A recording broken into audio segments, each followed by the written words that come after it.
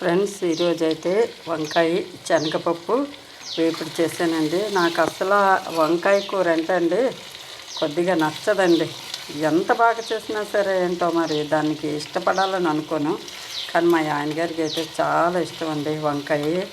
అందులో కొంచెం శనగపప్పు వేసి ఫ్రై చేయమన్నారండి. వంకాయ శనగపప్పు ఫ్రై చేస్తున్నాను.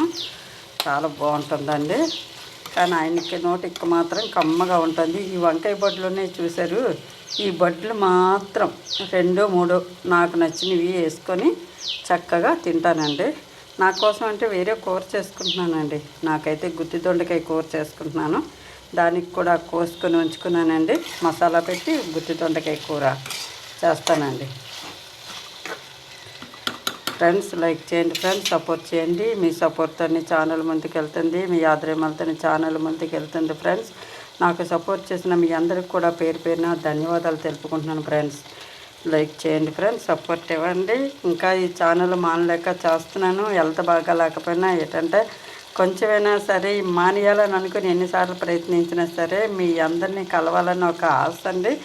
ఆ చిన్న ఆశే నాకు ఇలా నడిపిస్తుందండి. యూట్యూబ్ ఛానల్కి కూడా వెళ్ళాలి అని చెప్పేసి ఇంకా అలాగా చేయడం జరుగుతుంది. ఫ్రెండ్స్, సపోర్ట్ ఇవ్వండి ఫ్రెండ్స్. బాయ్ అండి.